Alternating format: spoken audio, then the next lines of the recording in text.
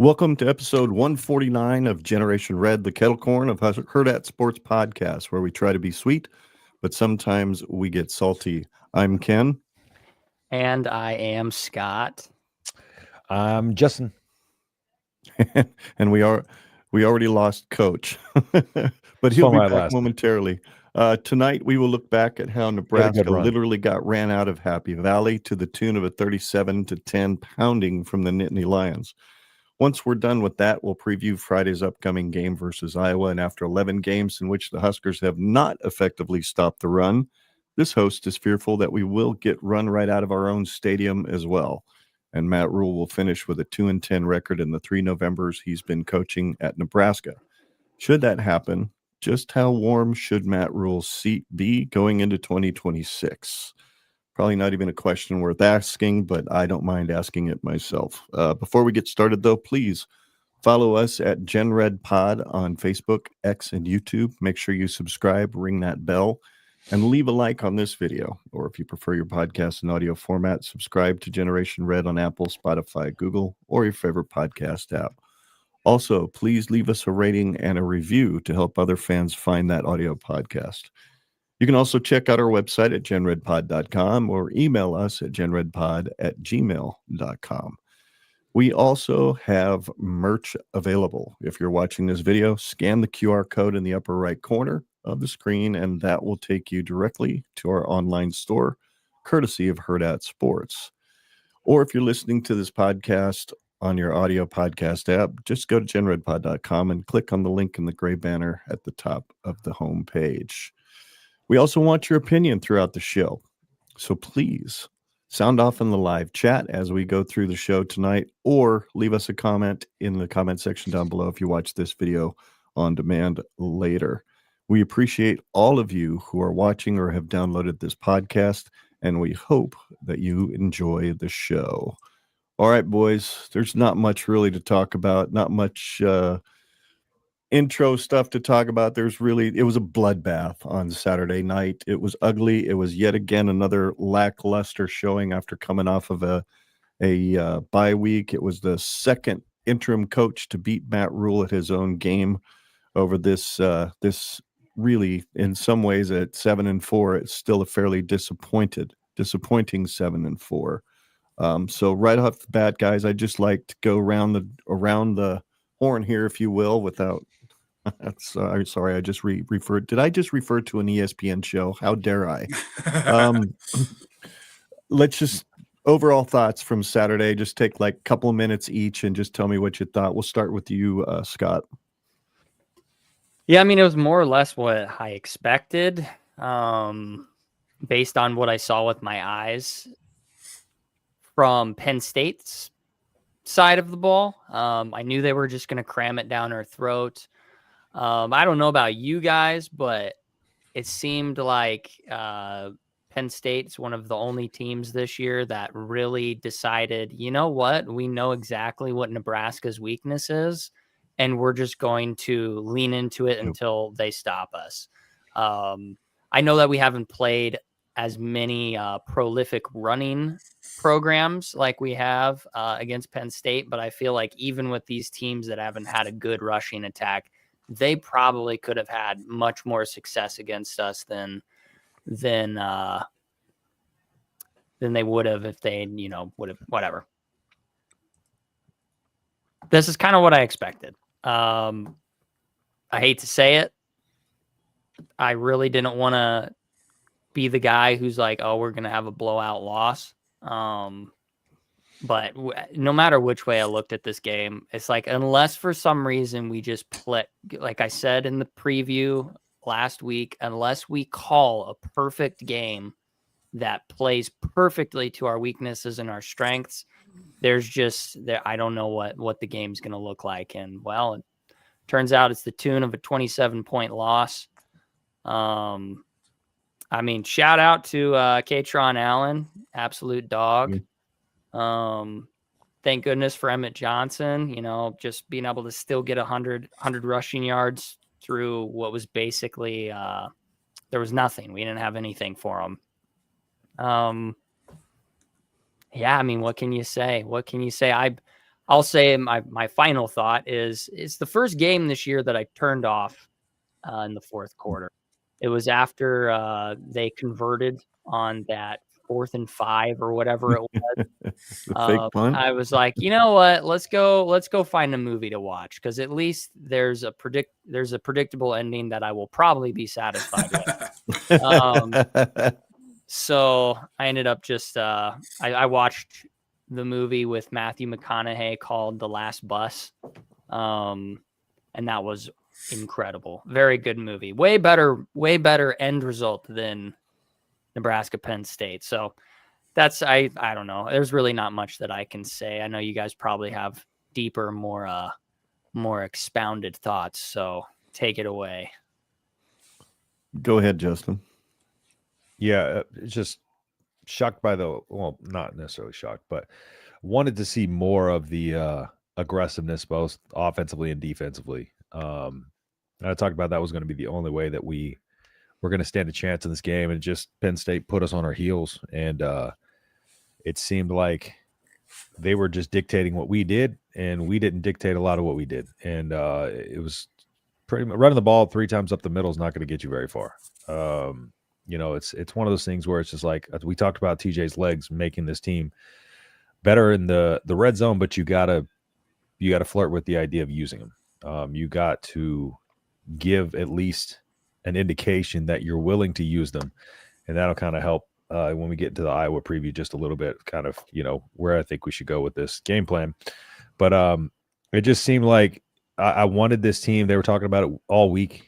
This team was going to try to run the ball at you. Will they rise to the challenge? And they were challenging them to be, rise up to that and be able to come out with intensity, with fire, and be able to, do your run fits and do your job. And it seemed like that almost like got in their heads, and they played with this fear of like, they're going to run the ball at us. Oh crap. Like, we don't want to make a mistake. And that led to mistakes. They're going to punish you if they're these teams are going to punish hesitation. So if you're not getting down to stop the run, they're going to make sure they get to the spot before you, and they're going to get you out of the way. And that's what the Penn State did all game. They were able to attack the edges, and they didn't really have to do much with their quarterback. He just came in and did basically just some mop-up work with what he needed to do, and the running backs just did everything that they needed to. It's just the game plan was exactly what they needed. That team played with a fire, and we didn't play with any fire. I feel like we didn't get off the bus. The physicality wasn't there. The aggressiveness wasn't there. It seemed like a team that just wasn't up for the game. And I don't understand why, but credit to Penn State, because they whooped our tails. For sure. What about you, Coach? Yeah. Well, hey, first I want to apologize for you guys. Right as we were starting the show, my entire internet for the whole house crashed all of a sudden. I didn't know what the heck was going on. So I texted my wife and I was like, what the heck? And she's like, don't worry, we're out too. So sorry for that, boys. But about the game. No, I just, Justin, I think you really nailed it. Like, I was really disappointed in what I felt like defensively, just a lack of aggression completely. I felt like, kind of like you said, I felt Penn State was dictating to us at every aspect of the game. Defensively, I think it's in the first quarter, I can't remember what drive, but they had a really long run. And I remember we got caught and we blitzed. We had a weak side blitz. We blitzed to the field and they had strong side, to the boundary. And they had a big long run on that. And I think ever since we got caught in that, we went away from bringing any sort of aggression, which is frustrating from our end, because we remember after the Minnesota game, whenever our defensive coordinator says, oh, we got caught and I went away from the game plan. You know what I mean? And it's frustrating because I feel like it kind of happened again. And obviously I don't know that. He didn't say it, but it was on one of the big long runs we had. We blitzed weak side backer and just, blitzed it the wrong way. You know what I mean? And that happens. That's football. We can't just go away from, I don't know. I felt like that aggressiveness went away after that. And I feel like that's at least the second time that's happened this year in these blowout games. So that's been kind of frustrating. And we lost your audio. Oh, there you are. Nice. So one of the other things that I was thinking of, we talk about all the complimentary football and winning the middle portions of the game. So I was just going and looking at some of this stuff. And you want to know what's crazy about this game is just I just needed the reminder of it. Like, obviously, I knew it in the time, but like with about 4-ish minutes, about 4:15 left before halftime, that game was 10-3. Mm-hmm. Think about that. 10-3, give up a touchdown, punt it back to them, give up another touchdown right before halftime. Then to open the second half, they get another touchdown. So all of a sudden, that game goes from 10-3 to 30-3. You know what I'm saying? Like, in the span of like quick. 5 minutes of game time. Super quick. And those are just the things when, Rhule tries to win those things, and those are important. You know what I mean? And it obviously didn't go our way. And that middle port right before halftime and right after halftime, that's really what lost us. Okay, I wouldn't say lost us a game. We got our butt kicked all throughout. But you guys know what I'm saying. Like, a majority of that scoring happened in that section. So he's got to get better at that. And, yeah, my frustration is I just felt like Penn State's offense was dictating to us all night long. And that's just very frustrating, man. Yeah, I'm with all of you guys. I think the thing that surprised me as the game started, when we went right down the field, got inside the 5, and I could predict it. Here we go. It's 4th and 1. A, we're going to go. B, we're not going to make it. And C, they're fixing to go on a 90-plus yard drive. I could just feel it. Mm-hmm. And sure enough, that's what happened. And I'm not sure, as the game went on, and I think I said this in our group chat in the text, I don't know if I was really mad that this is what happened in the game. I think I'm more mad that I expected it to happen. That's what pissed me off, because I didn't see anything different from how we lined up. Or I'm not an X's and O's guys, but it sure seemed like there were an awful lot of damn 3-down linemen out there on defense when you know they're going to run. It just was very frustrating. And at the same time, it looked like they were trying to turn TJ Lateef into Dylan Rhule. I didn't see a whole lot of options for him to run the ball, use his legs. Yeah, he got out of some situations that normally Dylan probably gets sacked 5 or 6 times in that game, but TJ was able to escape.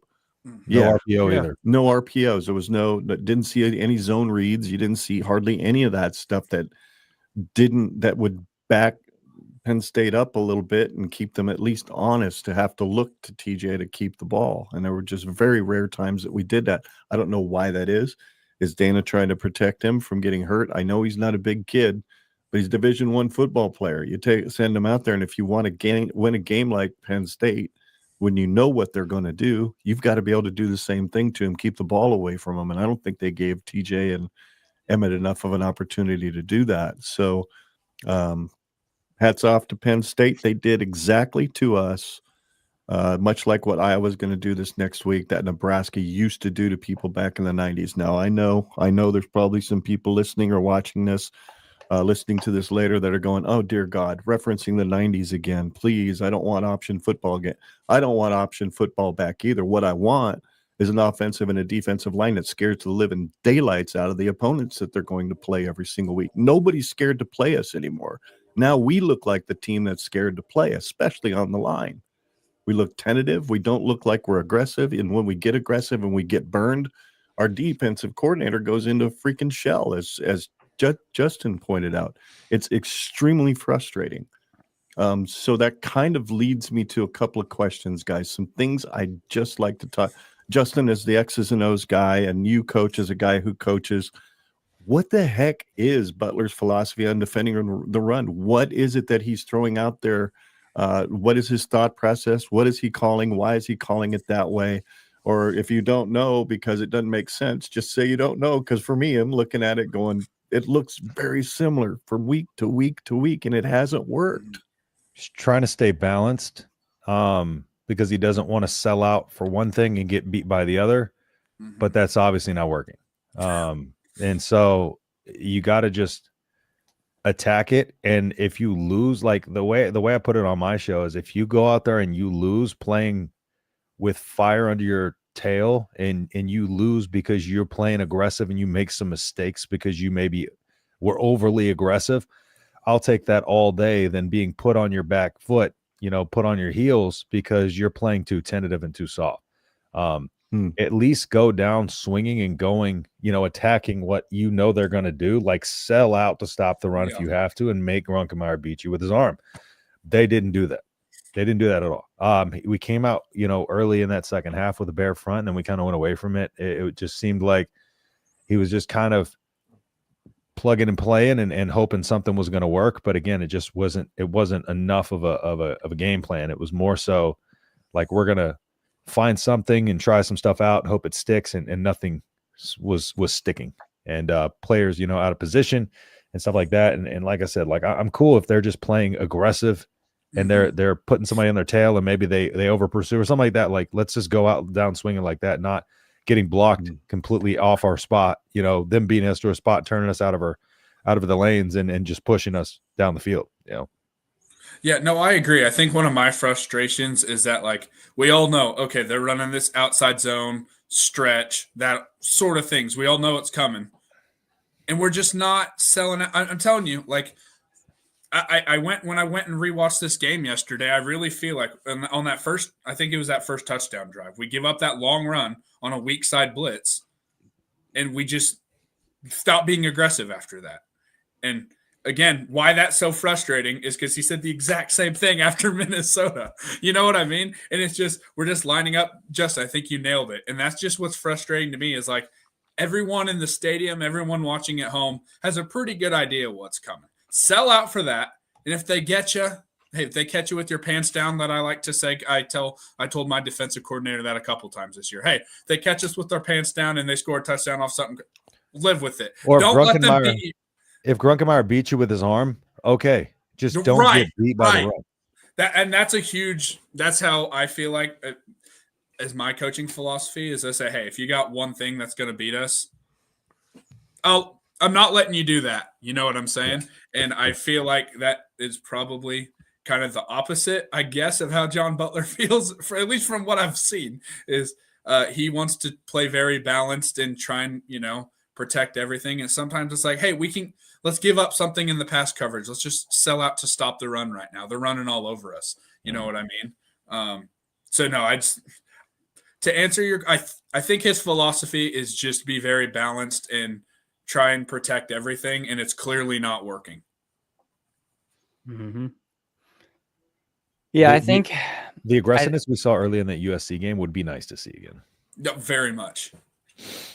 Yeah, I think the part that's most frustrating for me as a layman, just a person who doesn't know too much about football, but I can tell when each game there isn't really an identity that we can lean on other than our secondary being pretty good. It seems like game in, game out, there's a different coaching philosophy, there's a different game plan, but it never seems, which is fine if it's like actually matched up with the opponent you're playing, but it doesn't seem like that week to week. It seems like we're just kind of like, I don't remember who said it a little bit earlier. It was either Justin or Coach, but just throwing something at the wall and hoping it sticks. That's what it feels like. It feels like he's playing NCAA and is just going to some random play call selection. Is like, zone sounds good right now. Man sounds good right now. What? Was click this one. It looks fun. It just is really frustrating to watch a defense look so lost that they don't. They can't commit to anything because they don't actually know what they're committing to. What's our game plan? What's our overall attack we're gonna angle this game with? What are we attacking? What are their weaknesses? It doesn't seem like our defense is educated on what their attack point is for whatever team they're playing.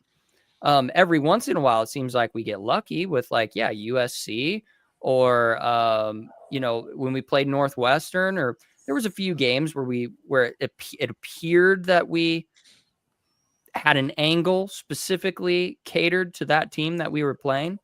But for the most part, it just seems like the wild, wild west out there. And kind of like what we've just talked about, it just, once we get that big chunk play against us, it seems like we just get white in the face and tunnel vision sets in, judgment, cortisol levels go up, and judgment is completely impaired. and there's no longer logical, sound play calling decision being made. It's just, I'm going to look at my piece of paper and I know that this might work, so I'm just going to pick it. And it's just like, no, you can't have that low amount of acumen in the coaching staff, because I don't think it's the players. The players are the ones out there expected to execute, but execute what exactly? Mm-hmm. What are you executing? Your coach is the one who's supposed to instruct you on that thoroughly, to a point where you can recite it like it's like you're at a spelling bee. And there just doesn't appear to be that. In our secondary, yeah, sure. Kind of like what the other Dave left a comment for us. I mean, Butler is a top NFL secondary coach, and that's very apparent. Everything else, I mean, we're bottom of the barrel for rushing defense in the Big Ten and in the nation. You can't have that in the Big Ten. You might be able to get away with that in lesser conferences if you back it up with some really, really tangible strength. But since we don't really have a huge tangible strength on the offense to complement our bad defense, it's just a recipe for disaster. So, man, am I way out in left field right now, or I don't know. The only thing I will say is our defensive line talent is not anywhere close to what it needs to be. I agree with that. Yeah, it's nowhere close to what it needs to be, which is why he needs to try to outcoach that deficiency. Wife some. Yeah. No, but I completely agree, and I feel like a lot of times we damn near run like almost every play with the philosophy of like, don't give up a touchdown on this play.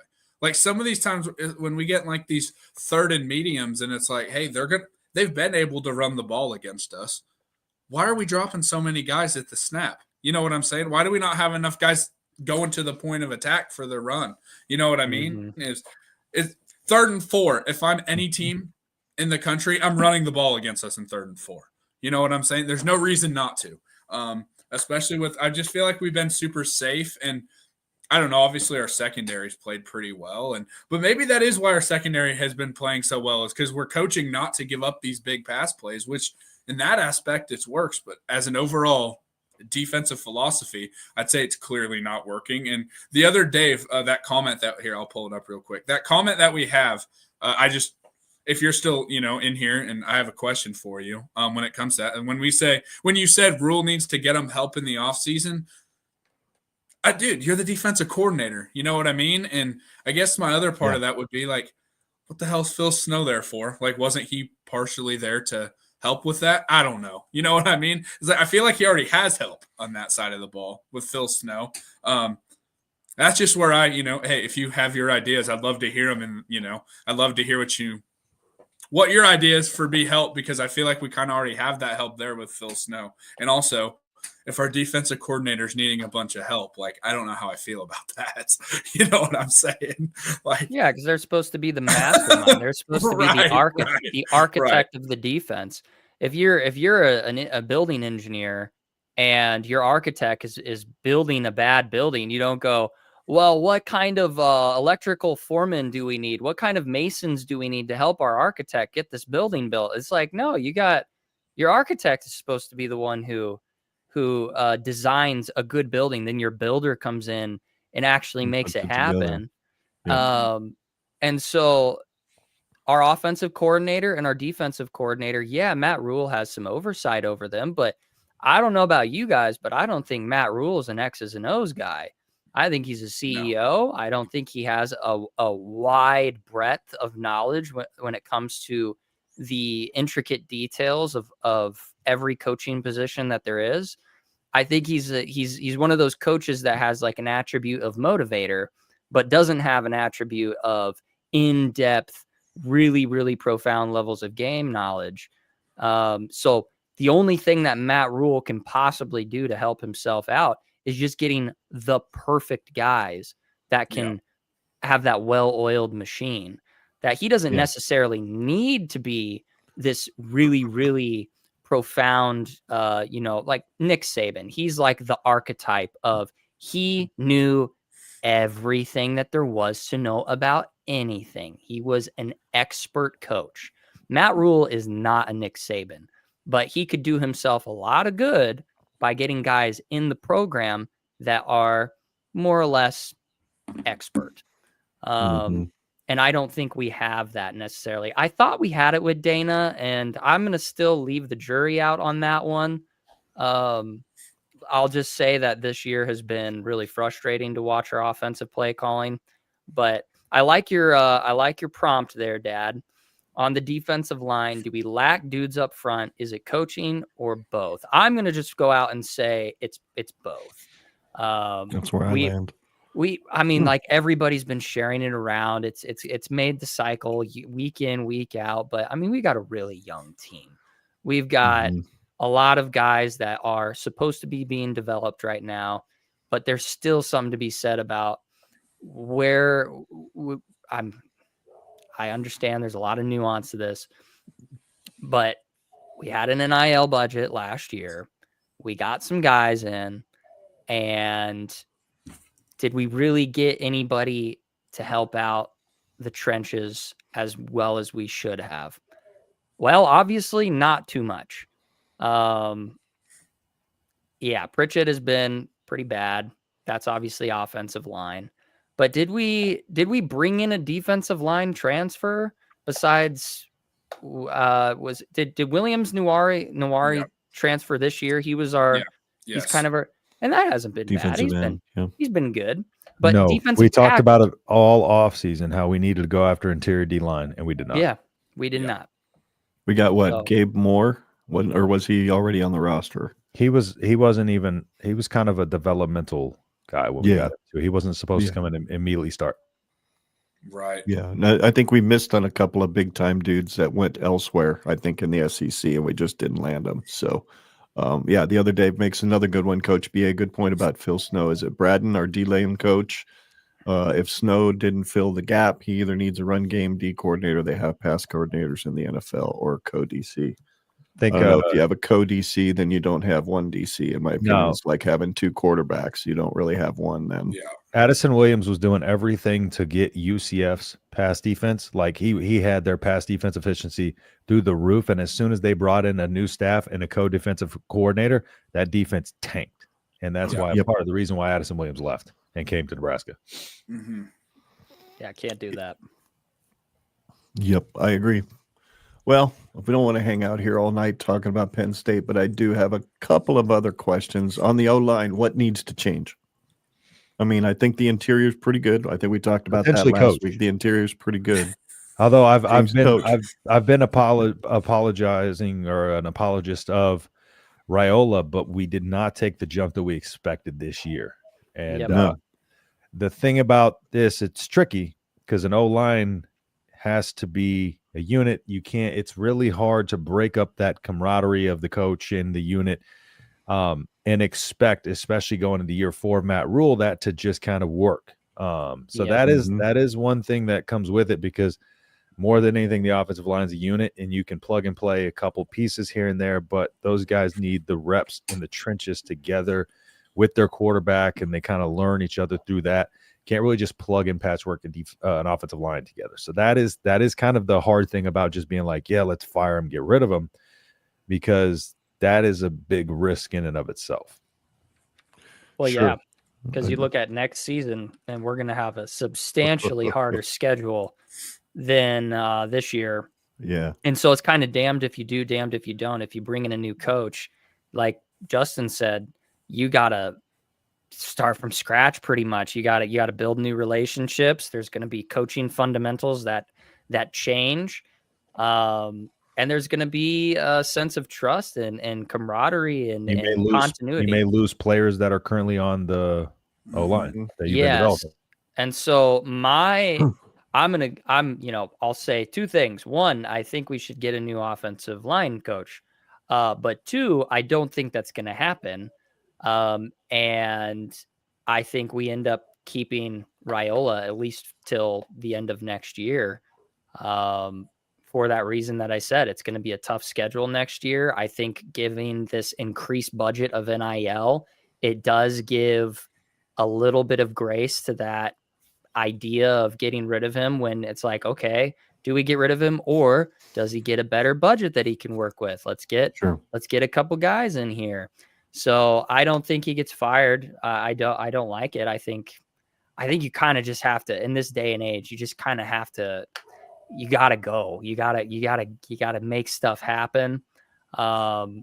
It's not impossible, but like Justin said, it's a lot harder when you make such a dramatic shift. But I don't know. I think we need a new offensive line coach at this point. I'm unconvinced.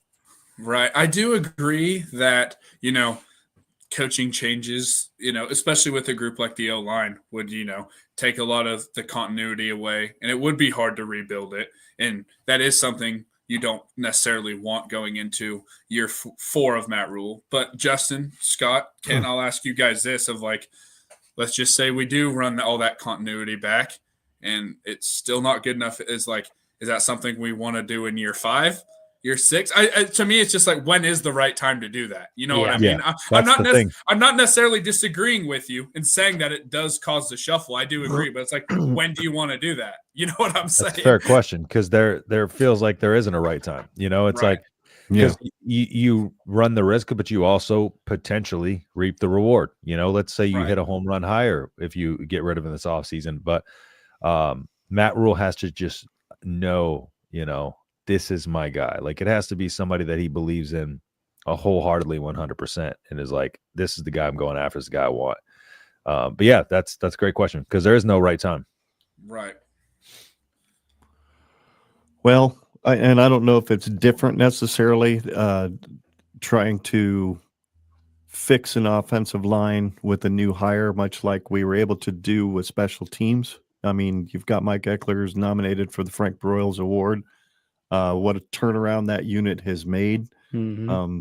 That's a lot of good coaching that's happened there. I struggle to see our offensive line the way it is now and not think that somebody with the, not saying Bill Callahan, I'm saying somebody that has that acumen and the ability to coach an offensive line to an elite level can't come in and make some strides almost immediately. Those guys are usually on staffs already. I know.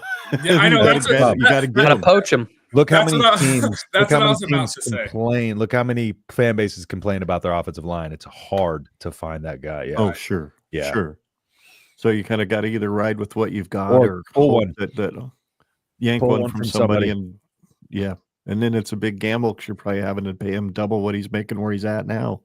I mean, So it's a conundrum for sure. Is if you do find that guy, and I mean this, with all the respect in the world. I mean, obviously we're all diehards here, but how do you convince one of those guys from, I don't know, pick one of the really great schools that are dominant right now? How would you convince them to come to Nebraska?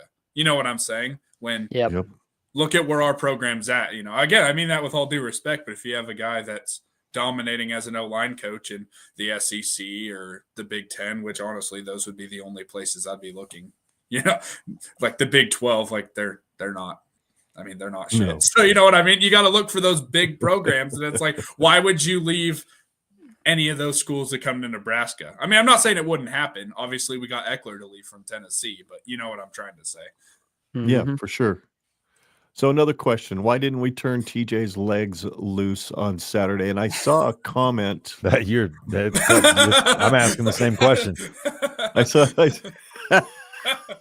Yeah. Well, the other Dave said, oh, sorry, Scott, you'd thrown that up there. Yes, looks good. I think we didn't see running RPOs because they put a spy on TJ most of the game. I didn't notice that. I wasn't looking for that. In what you saw, guys, on Saturday, do you think they had him spied most of the game? Throw the RPO still. Throw them out of the spy. That means they're taking somebody out of the run game. Yeah. That's what I want. Throw them out of it. And then as soon as they stop spying, run it again. Yeah. Yep. For sure. And you don't even, and with the RPOs, you don't even have to guess. It's not even like you have to say oh, I don't know if they're going to spy here. Now it's no, that's the play set up to what are they doing? Here's what we do. You know what I mean? So run it. If they are set up to spy, then throw it, because that means they're taking somebody out of that pass game. You know what I mean?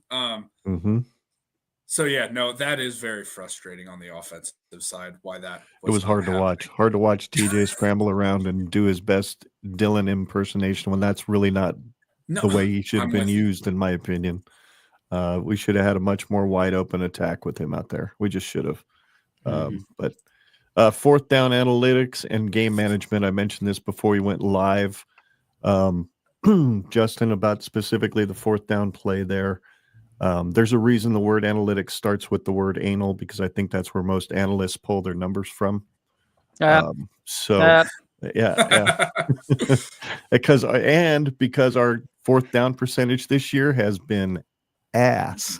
Pretty sure we're 16. I'm pretty sure we're garbage. The worst. Yep, we are worst in the Big Ten. I think we're worse than college football if Brian's numbers were accurate on our show. That's crazy.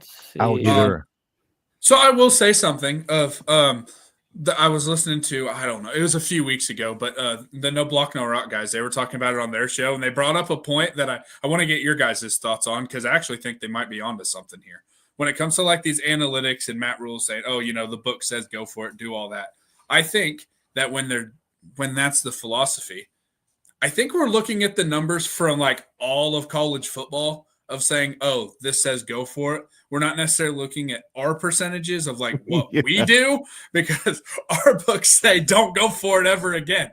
You know what I'm saying? But I do think they might be onto something is, you're looking at obviously a larger database of you're looking at thousands of fourth down conversions over the last 2 or 3 years, which is how these big time coaches, they look at it over the last couple years, some 2 years, sometimes 3 years, whatever. I think we're looking at all of them, not just necessarily our fourth downs, which I get why you would do that. But at this point, it's like, hey, what are we doing? Because our things say we're not getting this thing.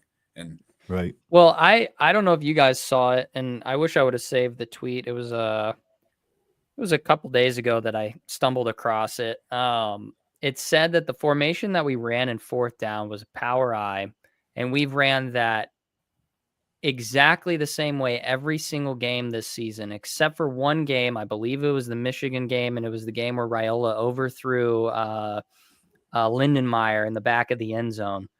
So every single time we've ran out of that formation, the only thing that we've done is a halfback up the middle. And it's like, what are we doing? If you're going to play that formation, spice it up. I mean, I don't necessarily expect that, if Penn State has these really, really great and competent coaches, good for them. That I don't know if in that moment they're looking like, oh, this is the play that we watched on film 5, 6, 7 times this season. There's a very good chance they're going to run it up the middle. There's probably an unlikely chance that they knew exactly what was happening in that exact moment. But if you're a coach and you are reviewing your own film, because you should be an expert of what you do, you should be able to look back. Okay, how many times we ran this play? 6 times. How many times was it successful? 0. Maybe we should run a different play out of that formation or something. Heck, you could. I mean, it's under center. Maybe you take Lateef out to the edge. I don't know. There's many options, and the one that we did was not the right one. It's just frustrating. I was like, what are we doing? And then I had the same thought that my dad had. I'm like, now watch, they're going to go 98 yards down the field and score on us. Yep. And that's exactly what happened. And then, just game management, man. Matt Rhule is really, really entrenching himself in the reality that he is a bad game manager. Just so many frustrating game management decisions, timeouts called in the most weird ways possible. I don't know. Yeah. Matt Rhule, man. He's a guy. He's a guy. He's a guy. Any other thoughts from you guys? Here's a guy. Yeah, here's a guy. He's certainly a person. So, I don't know if I should even bother opening this can of worms, but why not? Should we see some staff changes going into 2026? Yes. Okay. Yeah. End of story. We don't need to go further. Good. We're not going to drop the names, but I think we all know who we're talking about, and there might be more than one. So Well, it's game just- ball awards. Go ahead, Scott. I'm sorry. I was just going to say, we're in year 3 at this point. We should see some tangible, noticeable jumps in all of the areas that we've had concern for these 3 years. And at this point, we don't. And yes, the schedule next year is brutal, but if I'm Matt Rhule, if I'm going to gamble, I would much rather gamble on making some staff changes now instead of going 6-6 next season and then being really, really under the gun and be forced to make coaching staff changes when you're not guaranteed that carousel is going to have the guys that you want. And there's no guarantee that he's going to have the guys he wants this carousel this season. But it's kind of like what we alluded to. There's not really the right time, but you got it. I just don't see any way that you can't make some substantial staff changes this year. He's got to, especially for the fan base. We're going to be, if we were, I'm going to speak on behalf of the fan base, and you guys can correct me if I'm wrong, but my observation of the fan base this year was we were optimistic, but we weren't really questioning too many systemic things. We were more worried, do we have the right guys, like the actual players? Do we have the right players plugged into the right spots? That's what we were worried about preseason. There were some questions on staff. How is Terry Braden going to play out? How is Rhule going to do for our 3rd year as an offensive line coach? What is Holgorsen going to look like now that he's got a full season under his belt? There were some coaching staff questions, but it was never who's on the hot seat for coaching staff. Maybe Rhule was in that conversation, but that is going to be turned up by 1,000 times this offseason if there are no coaching staff. If you lose to Iowa, this game. Yes. This game, I know we're going to talk about it, but I'm with you, Justin. This game's huge. It is. If you win, it quiets a lot of that noise. Oh, yeah. It shuts me up entirely. Well, not entirely, but it shuts me up quite a bit. There we go. Game balls. Yeah. Let's talk about some balls from the game. Watch it. I like Justin. I like Justin. I almost think we all should have. We all should get a game ball for Saturday. They had to talk about it for an hour. Yeah. Emmett Johnson was 50% of Nebraska's offense, or very close to it, which he's been just over 40% of Nebraska's offense all season. And then Justin, of course, he said me for having to sit through that stuff. So I had to watch all the congratulations till it went Justin. zeros and then talk about it for an hour. I'm giving myself the game ball. I don't have a ball here, but I'll order one. You didn't want to watch a movie? I did what Scott did, though. I didn't shut it completely off and watch a movie. I came down here to the studio and edited the golf video I put up on my golf channel Saturday night while I had the game up on the screen. So I watched it. Wow, you sent it to me like right before my break at work, so I was able to watch it while I was there. Appreciate it. Thank you. Yeah, that was a fun one for the first time actually filming something and actually playing a course on GS Pro. That thing looks fun. That simulator. Looks kind of fun. It's fun. It's a lot of fun. It's cool. It's very cool. All right, let's turn our attention to Iowa. Keys to victory, boys. What do you think the game plan needs to be on Saturday to get the job done? We'll start with you, Coach. Well, this may be breaking news here. Stop the damn run. That's all you got to do. They're going to try and run outside zone, stretch, toss.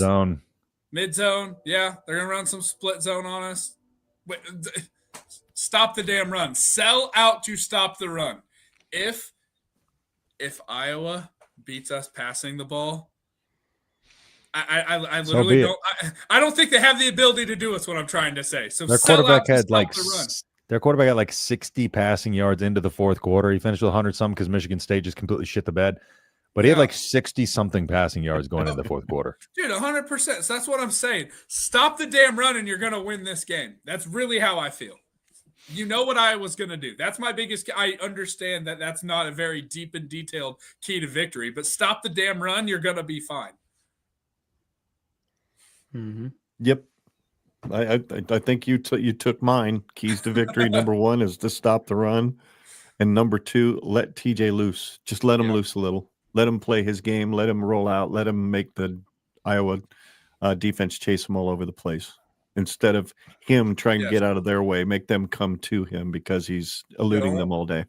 Don't try and turn TJ Lateef into Dylan because he's not that. Nope. And that's like he's not that. And I don't mean that in a bad way. He has a different skill set. Use Lateef's skill set to benefit the team. He's a dual threat. Make him a dual Let threat him be offense dual threat. for him. Yeah. Yep. Yeah, I think the real key to victory is we need to be up by 2 scores with 2 minutes left in the game. Period. That would be nice. We have to make a game-winning drive. I want to say it's game-winning, but we need to take a 10-point lead at minimum with 2 minutes left. So if we're down, or if we're up 24-21 with 3 minutes left and we have the ball back, we need to drive down the field and score one more time because the way that Iowa's going to win this game is they're going to keep it close all game. They don't need to ever lead. They don't ever need to trail by too much. They just need to keep it close. And then they're going to make sure that in the fourth quarter, when there's about 6 or 7 minutes left, Phil Parker is going to do what Phil Parker does. And Kurt is going to do what he does. And they're going to make sure that they get the ball back with right around 3, 4, 5 minutes left in the game. And that's all they need. And their guys know. Their entire team knows we have Nebraska's number. All we need is the ball back with 5 minutes left in the game. It doesn't matter if we're trailing by 6. It doesn't matter if we're trailing by 7. We're going to get a game-tying score. We're going to get a game-winning score. If we're tied, we're going to go into overtime, and we know we're going to win. So that's the Iowa formula. It's worked every single year, aside from that fluke year with our interim head coach. And the only way that we won that game was being up, 24-7 or something like that. Right. And they almost came back. They made that game interesting. Yeah. And so literally the only way that we can beat Iowa is by being up 2 scores in the time frame that to Iowa's bread and butter is always made. And that's right near the end of the game. We got to be up by 2 scores. And then the thing that makes it different this time is I trust our special teams. We're going to do what we need to do on special teams. And yeah, they might go down and score and make it a 1-score game again. But by then it's probably going to be too late. So that's my only, because everything else, yes, we need to stop the run. We need to make sure that we keep their arguably better quarterback that they've had in 5 years, which is weird to say when statistically better running quarterback. Yeah. He's got a different archetype than Iowa's ever had in the last 5 years. They're a good team. They've got a great team. They've played some close games. So what are we going to do about it? I know we're not going to stop the run. I would love to see it, but I know it's not going to happen. So we need to score points, and exactly what Dad said, that the part that's paired with that is we need to let TJ Lateef be what his archetype demands. Bar none. There's that TJ Lateef needs the ball, and we need to be up by a couple scores when the few minutes are ticking off at the end of the game. So those are my keys to victory. Go ahead, Justin. Yeah, so the biggest thing is, I think win on first down again. So help me God, I'm going to come through the screen. No. Anyways, it's only the last 2 weeks. I think. Kidding. Well, win on first and third down. It's pretty simple, and we don't. I know. For sure. I mean, he's not wrong. Yeah. Anyways, I think Lateef needs at least 50 rushing yards because you got to take them out of their too high safety look. You got to make them bring a safety down to try to match his legs, and then you got to hit 1 or 2 explosives over the top and try to really get them rotating their coverage. They want to stay in that too high. They want to stay in match, and they want to come down, and they want to attack downhill. And you got to force them out of that, and so you got to use TJ's legs. And I think if he runs for anything under 50 yards, I don't think we win this game. So we got to use his legs more, and we got to be a tempo team. We got to. They're going to want to rotate a lot of guys through, and so you can't let them rotate. With the tempo, you keep them on the field. You just got to, whether it's you're running little curls. Whatever you got to do to keep the ball moving and keep that tempo going, you got to keep it going and force them to be out there and not make their rotations and stuff like that. So I think the key is Lateef's got to run for 50+ yards.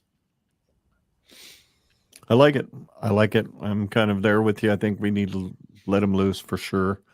Bold predictions. What do you guys think? What's something you think? Do you think that would be your prediction, Justin, that TJ gets 50 yards? My bold predictions: we win the game. That's Doesn't get any pretty more bold, bold than buddy. I'm gonna one up you, Justin. I'm gonna say we win with a walk-off field goal. Don't put me through that. Oh, Don't put me through that. how I would inject that straight into my veins. Yeah, but I don't want to go through that. That's stressful. 3 seconds left. That's stressful, dude. Just being in that moment. We get a strip sack and we kick a field goal. Oh, dude. Imagine it happening like it did whenever we intercepted the ball at midfield. We're like, oh, we got the game, and then we threw an interception, and then Iowa had their longest run of the game to get in field goal range. Remember that one? Dude, that'd be crazy. Dude, that game hurt my dad so bad. He did not attend a single game last year. Me and my dad went to that game in 2023. All of 2024, my dad did not attend a game. He was so heartbroken, man. I don't think it gets more painful than that. He was so heartbroken. Dad, weren't we at that game too? They had their longest run of the game on that last Iowa. play. No, we weren't. No. What was because wasn't that the what year was that? Anyway, 23. I've been to enough heartbreaking Iowa games. Wasn't Kalen the quarterback then at that game? Something like that. I was at the one in 2019 when Duncan blew kisses. That was fun. Oh God. I've got one special teams touchdown, but not by Nebraska. Unfortunately. Oh, dude, what are we doing? He had me in the first half. And then you lost me with the second. Yeah. All right. We'll jump into them. Score predictions. I'm not favorable. I've got 21-17 Iowa, and that bold prediction of mine happens toward the end of the game when we're leading 17-14. Archie has a brain fart and kicks it to him, punts it to him. So touchdown Iowa, 21-17. Yeah, Weejan. Yeah, don't kick to that guy. Yeah, I hate to do this because the one year that I predicted Nebraska to lose, we won. So I really should try that again sometime, but I just can't. I can't in good conscience. It goes against my moral fabric that as much as I want to believe that we're going to win this game, I don't actually believe it. But for the sake of principle, of upholding my moral code, we're going to win. And we will win 24-21. And like I said, it'll be because we are leading 24-14 with 2 minutes and 12 seconds left in the game. And they come down and score and have a failed onside kick, and we win. Woo! Yay. But more realistically, Iowa wins 34-17. But that would be if a morally corrupted version of me took over. So okay, I have my score prediction down. It says 3-2 Nebraska. And I will explain it. Do I actually think that score is going to be 3-2? No, I don't fully believe that in my heart. I will be honest. But here's what I'll say. At least we stopped the run. Hey, at least we stopped the run. That's a fact. Clearly. But here's what I'll say. The reason I put this is because I don't necessarily give a crap what the score is. Nebraska has to find a way to win this game, and that's why I'm predicting we do. I'm never going to put myself in a position where I'm picking these idiots in Iowa to ever beat us. I understand it's happened a lot lately, but I feel like this game is so important, not just for the season, but just as the overall program and the trajectory of where Matt Rhule wants to take this program, you have to get this win here. I'm predicting that they do. Man, this game just feels so important and able to sell the progress that we're making. Because I do feel like there's been progress made. But, man, if you lose this game, it's honestly a hard sell. It really is. Even though, again, I believe it, but, like, lose this game and go 7-5 in the regular season, it's going to be hard to sell. Because I put out a tweet the other day that really the only difference from last year is that you beat UCLA this year instead of losing to them. If that's you got to win this game. So I picked 3-2. Like I said, that's more of just I don't give a crap how it happens. You got to find a way to win this game. Win by 1 point, win by 100 points. I don't give a shit. Win this game. Let's go. Yeah, for me, if we can feed off the crowd, we're at home. So if we can feed off the crowd, we played USC at home. We came out with an intensity. We came out with gave ourselves an opportunity to win that game, but unfortunately, Rhule goes down. So I think we can come out in this game, rivalry game, and come out with some intensity, some fire, and I think put the right foot forward to get this victory. So I think the biggest thing is, like I talked about, just let TJ go out there and use his strength. I think he got valuable experience against Penn State, albeit put in a bad situation. I think that's going to help him because that means when he's put in a good situation, he's going to be ready for it. So, so go out there, let him do his thing. Defense, play with some fire under your tail like you did at home against USC. I need the crowd to be amped up just the same way. And I think they can kind of feed off that. So, and hopefully hate Iowa enough to not lose this game. I don't care that this is an 11 a.m. kickoff. We need this crowd to steal something from Mike Delaware that he says all the time. It's no sit Friday. I know it's not Saturday. He normally says Saturday, but no sit Friday. I don't care that it's an 11 a.m. Oh, man. Hey, go up there. Hey, if you're a guy that likes to go out there and throw a few back before the game, I don't care if it's early. Go do it. Fireball wake you up. It's going to be whatever it takes to get you rowdy like you are for those nights. Hey, I was at the USC game. It was pretty damn rowdy. It was one of the crazier experiences. I've been there for some really loud games. Like this USC, that blackout game was legit crazy. We needed that at 11 a.m. Sometimes these 11 o'clock games get a little weird in terms of the crowd energy. It takes a little bit to get going. Screw all that. We hate Iowa. Iowa hates us. We need to hate them with that same passion. Get in that stadium early. By the time that game kicks off, be loud, be rocking.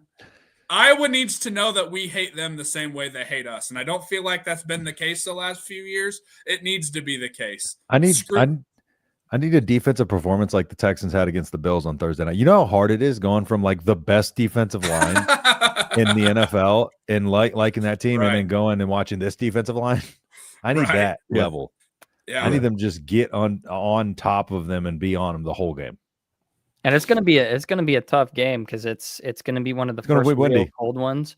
And it's gonna be cold, windy, cloudy. It's gonna be about 30 degrees at kickoff. It's gonna be cold. Iowa loves that. So they love it so much. So we got to have ice in our veins. Literally, will they'll be iced. But dude, I don't know about you guys. I'm gonna be watching this game with I'm already gonna be like pre-programmed with like, it just is what it is. I'm just gonna avoid Twitter for a little while because my goodness, that fan base is the most insufferable. Married to their cousins group of people. For sure. There's something. They're like that meme of that. That meme of the dude celebrating with champagne and he's like super far down at on the like bottom of the pedestal. Like that's Iowa. Every single year they just think they rate, but yes, they've beaten us like 9 out of the last 10 times we played them. No. That's true. That's a very true point. My God, they just suck so bad. I despise them. I detest them so much, which makes it a true rivalry. Dude, we got to beat them before Kirk retires. Yes. Because You're going to be the reason he does. I just can't. Yeah, I could not. I don't want to live in the universe where he retires, then Iowa delves into an even lower form of mediocrity. And then all it is okay, yeah, we're beating them every year, but their fan base is like, yeah, well, you never beat us in our golden age of Kirk Ferentz. And It's 8 like, and 4 seasons. Yeah, right. Our perpetual. They 8 and celebrate 4. about beating Scott for us, so we can do that. Yeah, no Yeah, kidding. that's true. Well, as I showed earlier, 20-17 NU, says the other Dave, or I go off the rails. Dave, I hate to break it to you. You're watching us. You're already off the rails, I'm but going off the rails either way. but it's okay. But it's okay. We appreciate you watching. So the last question I have for you guys: if Nebraska loses on Friday, whose seat gets warmest? Rhule or ... Well, here's what I'll say though: is what do we mean by like getting a warm seat? Because here's what I'll ask. I mean, we all know Rhule ain't going Rhule's anywhere. fine. He just signed an He's fine. extension, so like He's fine. What does you know? I mean, do you know what I'm saying? Like, what's it mean? Well, whether it gets warm or not, how warm is he going to feel sitting in that seat? He's going Because to it just feel didn't- warm enough to fire some people. Okay, Yeah, it's going to lead to some firings for sure. that would be my guess as well. That would be Yeah, my because guess as well. this season would look a little bit better. Let's say we did finish 7-5, but we knocked off like Michigan or USC, and we just so happened to lose against a different team like Northwestern or something like that. I don't know. I would feel a little bit better in a weird way because it's like, oh, we finally beat a team that's going to finish with 8 or 9 wins. That would be nice. But yeah, given the season, given our what is now a really, really easy schedule, I know that every power index I'm reading, it's still giving us right around the 39th to 40th toughest schedule in the country. I don't believe it. I don't buy it. I think we have a much. Look at preseason rankings and look how often schedules work out the way. You know, everybody was saying Oklahoma was going to suck because of their schedule being so difficult. You know, Right. Schedules don't And always they've been work good. out. But think about how hard preseason polls are to nail. You know, it's hard to look forward to next year's schedule and think it's going to be chalk. But at the same time, too, like I do think if we beat Michigan and lose to Northwestern, I think the tone changes because then at that point you're like, oh, why did we regress? You know, so like I do think recency bias is a thing for sure. too. So No, looking at that, I hear you on that. Oh, for sure. I just feel like this year, if you lose to Iowa, it's like oh, you got to end. No, the thing is, did we beat recency good bias? teams, Recency bias includes beating Iowa. Yeah, That's as recent as it gets. Yeah, because I'd say that 100%. the only improvement that Matt Rhule has made, which has resulted in bowl games, is just that he moved us from bottom feeder to just below middle tier. That we went just past that bottom feeder to where we're bowl eligible. And like, that's it. That's how far the needle has moved as a program. We're still not beating teams that are going to, that finish, that crazy stat where it's like Rhule's been 0-10 versus teams that finish with 9 or more wins and 1-9 against teams that finish with 8 or more wins. Like we beat one team with 8 or more wins. So we are not progressing in any sort of way that is indicative of higher levels of success, at least not yet. So yeah, this, and the thing that's crazy is even if we do beat Iowa, we still won't do anything in that stat department because Iowa will finish 7-5. So they won't have even won 8 games this year. So it's hasn't Cincinnati won 8? Aren't they 8-3? I think so. My I have to go back and look. my prediction was 8-4. So if we beat Iowa, Yeah, no, that was we mine can too. declare. And hey, so do you guys want to know something really good? Is my predictions? you didn't let me before the answer. No, Oh, sorry. just All playing. right, I'll shut up. No, I so far I've been 100% on which games we're win and loss, and I predicted an Iowa win, so we're finishing 8-4. There's no need. You don't even need to watch the game on Friday. Just we're winning. It's all good. Yep, that's how it was for me. I had spoiled Michigan, it. USC, Minnesota. Those were the teams, and then Penn State. Penn State. Those were the Yeah. teams I had chalked off for us to lose. I had And so if we Michigan- win against Iowa, it's like, all right, cool. Yeah. The tone changes. No. I had Michigan, USC, Minnesota, Penn State. Cincinnati is 7-4, just like us. They've lost 3 in a row. Okay. They've lost their last 3. So apparently, How dare This is the battle of who's going to finish 8-4 How on dare Friday. they? We were propping Cincinnati up. Cincinnati I know, up, and all of a dude. sudden y'all start We're- losing. We're using you for our resume, dumbasses. What are y'all doing? Right, dude. I know 100%. Hey, here's what I will say though. I feel like the difference between 8-4 and 7-5 is like way bigger than the difference between 6-6 and 7-5. I feel like Yeah. that jump from 7 to 8 feels huge, doesn't it? It's Like I just huge. feel like it feels massive. It does, and it does, Coach, at least for mine as an old viewer of college football, to me, 8-4 is much better than 7-5, because back in the day, when I was in my 20s, you didn't get to a bowl game at 7-5. You were eligible, but you generally didn't get there because there weren't enough bowls to go around. Right. You had to be 8-4 to really be considered to go to They a bowl didn't have game. the Duke's back in the Mayo day. Bowl back then. Yeah, they didn't have 4,700 bowl games. They had like 28. What, they didn't have a bowl. bowl game playing So- in my backyard? They didn't have the man Yeah. bowl. Yep. Bowl games are just, they are what they are, 6 and 6 out. When you can go to a bowl game at 5 and 7 because your GPA is higher than another 5 and 7 school, I'm sorry, the bar is really low to be bowl eligible these days. That's a So fact. you are right. The difference between 7-5 and 8-4 is huge when you view it through the lens of history. 8-4 is a much better record. It really So- is. And I'm trying to figure out why it feels that way. Because Because we beat okay, Iowa. That's why it'll feel that way if we beat Iowa. Well, yeah, but I mean, Definitely just in feel that general, way. just in general, because it's like, okay, you lose 4 games. Hopefully, they're big games. And this for year, one, they so were. far, besides Minnesota, I'd say it's okay if you lose against a Michigan or a Penn State, because regardless of their win-loss record, they're a really talented team. And USC, yeah, sure, okay. 8-4. I think we hold 8 wins to like a next tier standard. I just think just It is. innately. Right. And 7 doesn't feel great because we won 7 last year. Yeah, and, Yeah, for the and bowl 7 game. doesn't. Yep. It also doesn't feel good because it's paired with the 5.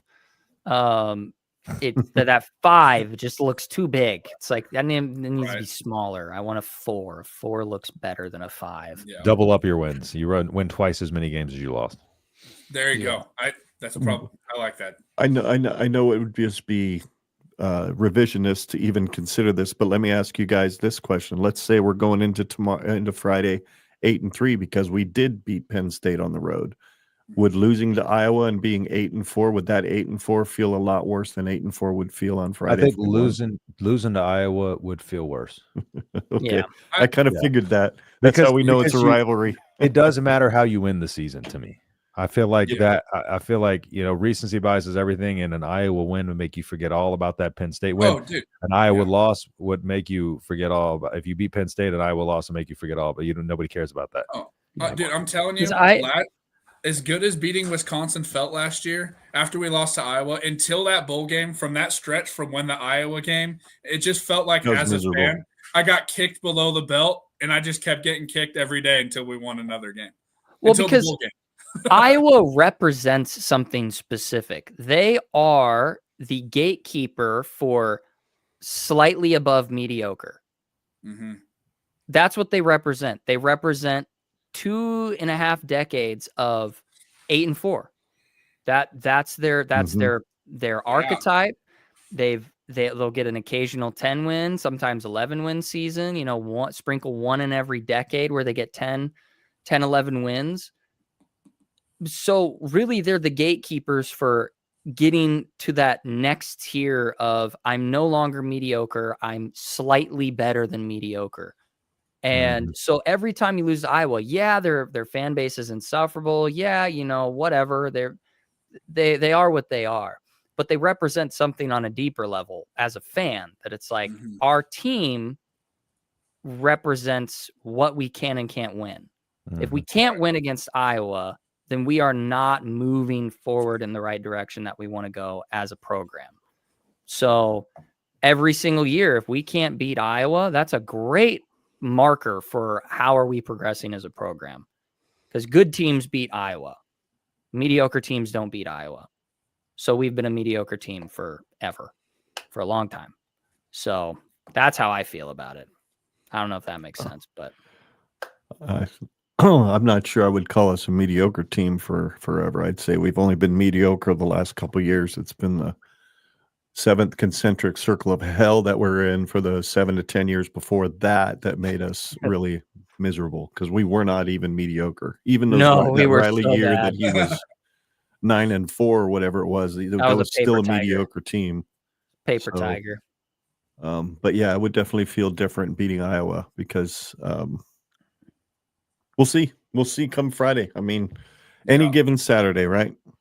I can tell myself that until the cows come home, but I'm kind of in the spot right now where I'm like, I'm expecting it not to happen on Friday. So if it doesn't, I'm probably not going to be completely destroyed over it.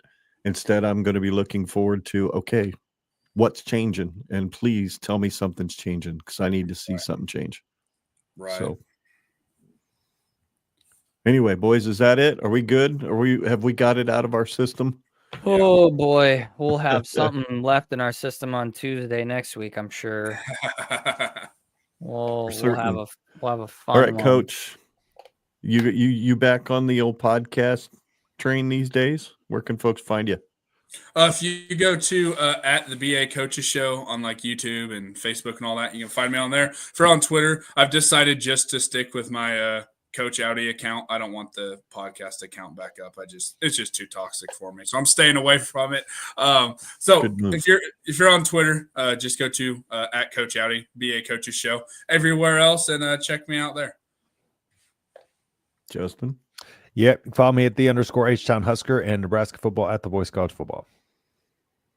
Sweet. Yep. You can find me at Scott Genred Pod on X. And Facebook, X, and YouTube. You can follow the show at Genred Pod.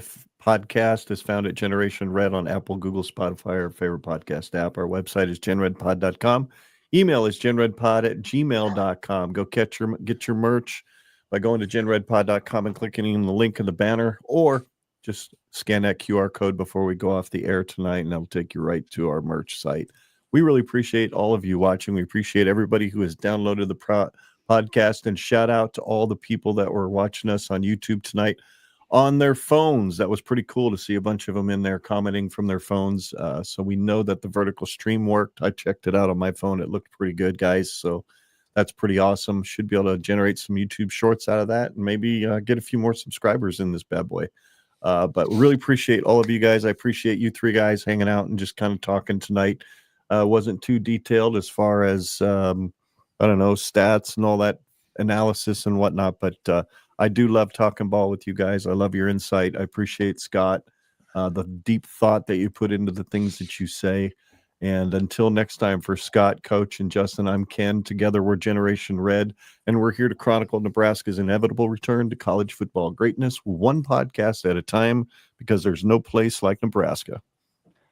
And Iowa's corn sucks so bad. It's like cream corn. Oh, but I like cream corn.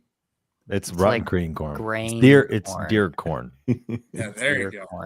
Next level cornbread, man, is when you put a little cream corn in it. It's what you throw out for the hogs, the rotten corn. Yeah. Hog hunting. And All in right. Rhule, we trust. In Rhule, we do trust. Lose this game, I'll throw a question mark on the end, but we do still trust Rhule right now. Trust? All right, boys. We'll see you next week. Go Big Red. Beat Iowa. Go Oh, Big Lord, Red. please.